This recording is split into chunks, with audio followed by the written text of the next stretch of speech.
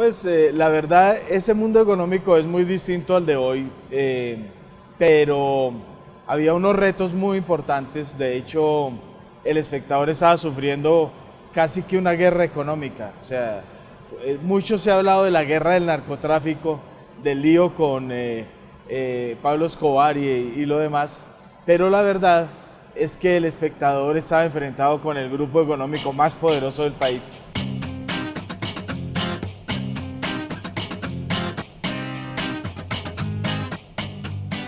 El grupo Gran Colombiano tenía 250 empresas, era el dueño del más grande banco del país, de las más grandes empresas, y manejaban su antojo la economía nacional, encabezado por Jaime Miquelsen Uribe. Y el espectador había descubierto una serie de manipulaciones que se venían dando con los fondos de inversión y préstamos entre las empresas y esto. Entonces esa pelea en verdad es una de las peleas más colosales que se ha dado en la prensa colombiana, porque hubo una restricción absoluta de pauta hacia el espectador, especialmente liderada por las empresas del grupo, pero también condicionada por los acreedores del banco o los deudores del Banco de Colombia.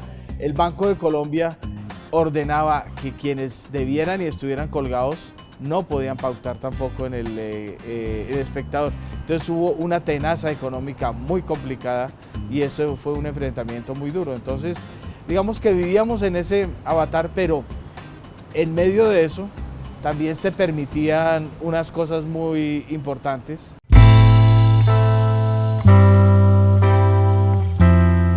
Yo tengo la más fresca anécdota horas antes de la muerte de Guillermo Cano, del asesinato de Guillermo Cano, y tuvo que ver con una coyuntura muy parecida a la que se vive hoy con la reforma tributaria.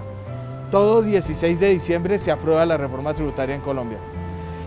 El 16 fue el día anterior a la muerte, eso fue un martes.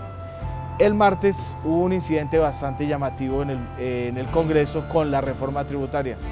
Resulta que en la reforma tributaria se iba a dar una eliminación del impuesto a las apuestas hípicas en Colombia. Yo hice una investigación y encontré que ese parágrafo de la reforma tributaria favorecía a una sola empresa. En ese momento existía solamente un hipódromo en Colombia, el hipódromo de los Andes.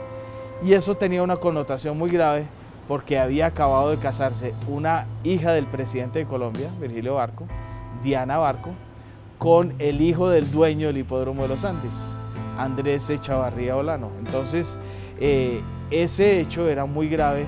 Sí había un párrafo o un artículo de la reforma tributaria que decía que se exoneraba del todo a las apuestas hípicas en Colombia. Entonces, en medio del debate, yo le comenté a un congresista, a Daniel Mazuera, le dije, doctor Mazuera, mire, ahí está documentos, ahí está foto, mire este matrimonio que se llevó a cabo hace pocos días, mire este certificado de existencia y representación legal.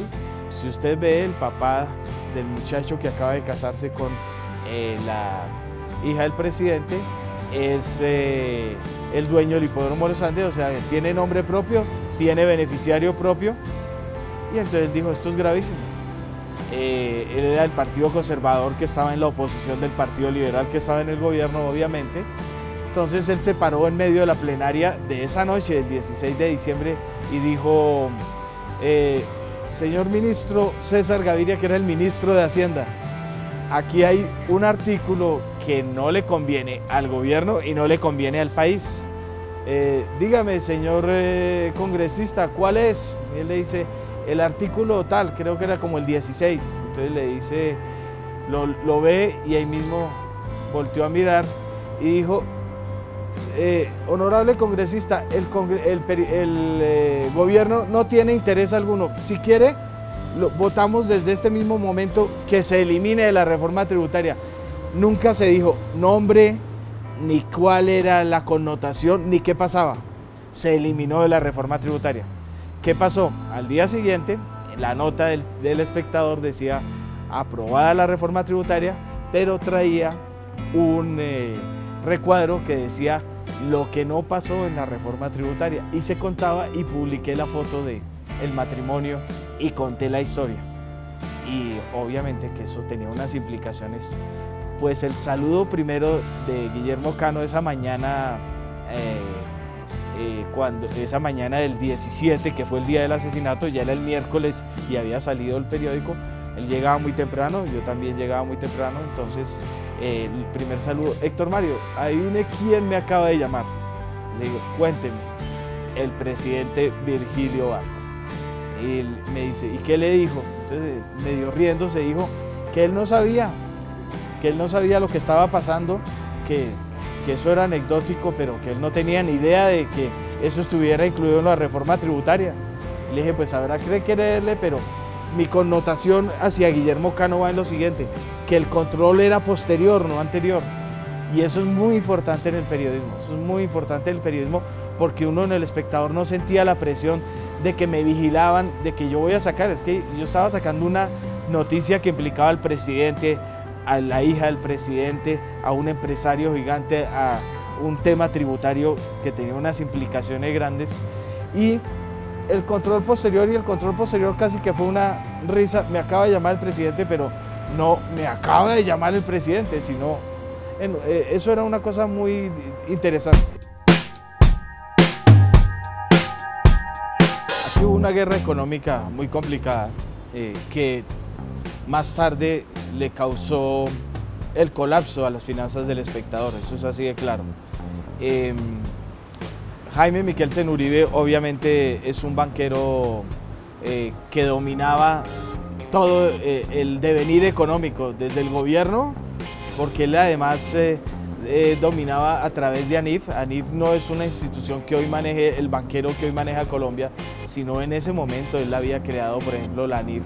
Y el primer presidente de la ANIF había sido Belisario Betancur, por ejemplo, que era presidente en ese momento en que él tomó mucho impulso, pero que le tocó tomar medidas contra Jaime Miquelsen. Entonces él era el dueño del país, eso era lo cierto. Hubo manipulaciones de bolsa, hubo en ese momento un apetito desaforado de la banca por apoderarse de empresas de bolsa. Digamos que hasta ese momento la inversión en empresas en Colombia casi que se hacía hasta por el día que uno nacía. La gente en Antioquia y en otros sectores de Colombia, lo primero que le regalaba a un niño cuando nacía era una acción. Entonces era un mecanismo de democratización llamativo. Todo el mundo tenía acciones de grandes empresas, pero era muy democratizado desde ese punto de vista. De eso se dieron cuenta los banqueros nuevos en ese momento, entre ellos Jaime Miquelsen Uribe, de que no había control sobre las empresas. Se controlaban desde una administración o desde una ventanilla por poderes o lo que fuera, pero no había un control de acciones. Entonces ellos empezaron a comprar por bolsa acciones de grandes compañías. Y así el Grupo Gran Colombiano se apoderó de grandes empresas como las del llamado Grupo Empresarial Antioqueño, que se llamaba el Sindicato Antioqueño. Entonces el Sindicato Antioqueño obviamente respondió a esa guerra. Y digamos que en el fondo, filosóficamente, El Espectador se alineó con el Sindicato Antioqueño en esa guerra porque pues, era una defensa de la empresa, del control democrático, de que las empresas debían ser abiertas y otra cosa.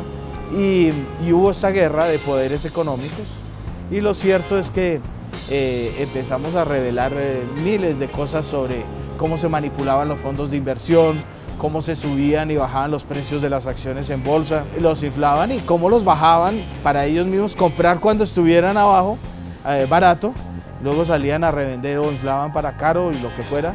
Y lo cierto es que quienes estaban en ese momento llamaban fondos de inversión, que hoy podemos hablar, compararlos con ¿qué? Con las carteras colectivas que tienen los comisionistas de bolsa o algo así.